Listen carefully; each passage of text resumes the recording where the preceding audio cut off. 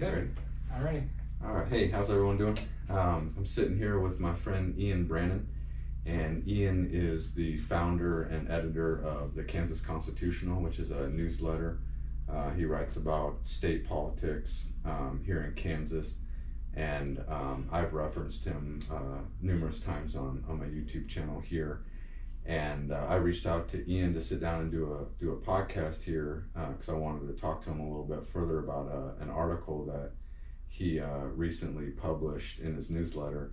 And that article is called Differences and Similarities of Left and Right Rallies.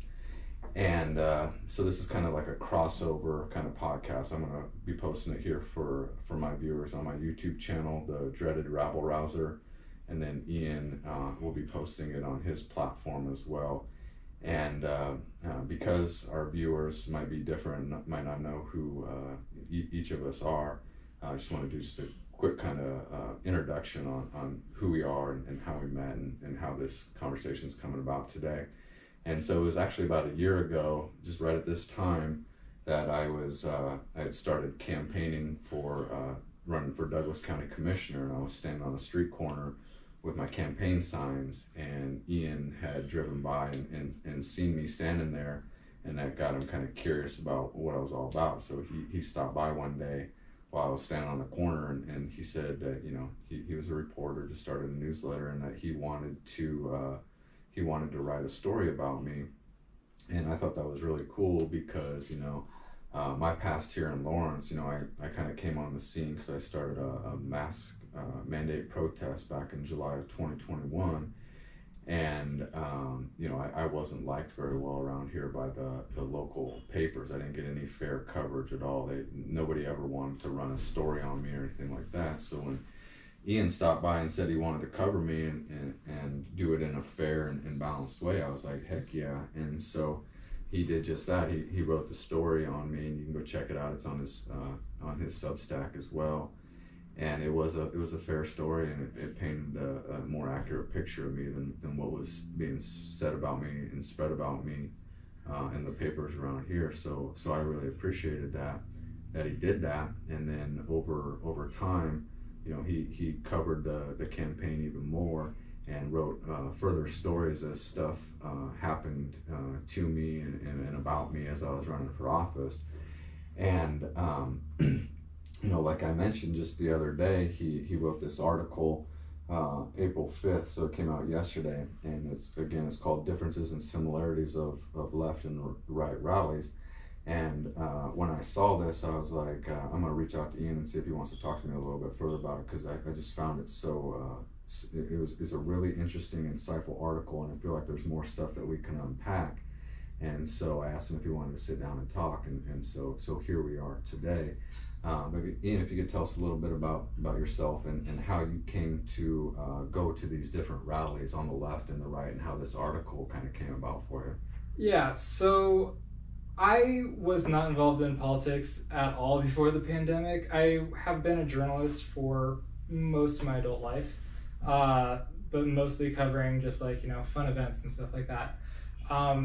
I started covering more political stuff after the pandemic, and specifically around the time when I met you, which would have been May of last year, so almost exactly a year ago. Mm-hmm. And it was something that I started doing because I wanted to get into more hard-hitting journalism, and I got really tired of what people on both sides were saying, to be quite honest. I've written for both the left and the right. Not fun for somebody with my views that can be on the left or on the right, depending on what the issue is. And so I started the Kansas Constitutional as my way of having my own independent voice out there. And you were a really interesting person for this, because the media here is so biased towards the left. Mm-hmm. And, you know, I think media should be able to cover whatever they want to cover. Mm-hmm. But at the same time, you were not getting a fair shot. And so I wanted to really tell your story and get people to know more about who you were.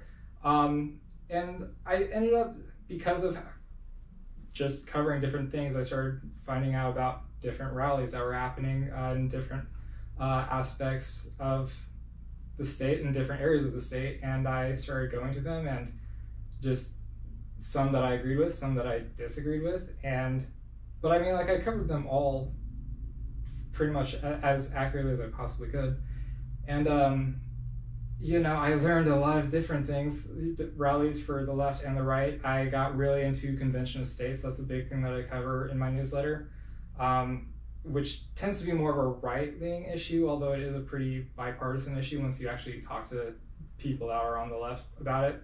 I've gone to pro-life rallies, I've gone to pro-abortion rallies, I've gone to marijuana rallies, just a bunch of different kind of things, and just meeting the people, observing things, seeing things, and hearing things. There's a lot of interesting differences and even some similarities that I was able to find, and so I decided, you know, maybe this is something that I write about, because I don't feel like there's a lot of people who go to both, and so for me, having covered both and covered both numerous times, I've been able to really find some patterns with them. So yeah.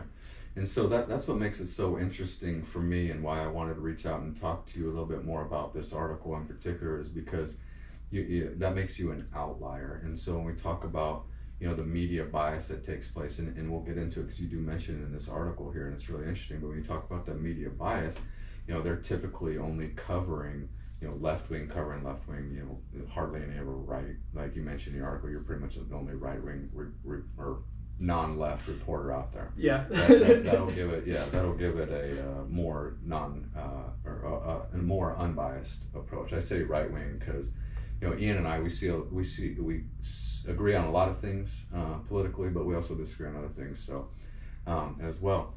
And you know, so you being an outlier is interesting to me, and I feel like there's the article is really good.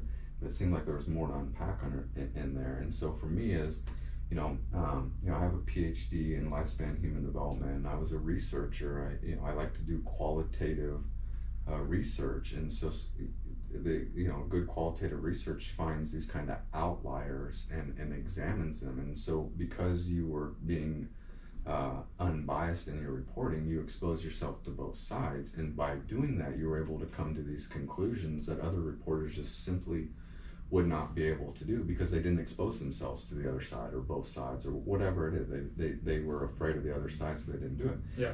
And so I think that makes it worthwhile to sit down and kind of get your views on this, because, you know, like we said, there's not any other reporters that are doing that, and there's hardly any other people. I could relate to a lot of what you're saying in here because, you know, I did my own protest. It wasn't a right-wing protest. It was against mask mandates, but it got framed as right-wing, and then I started counter-protesting the abortion stuff going on here, and that definitely was political.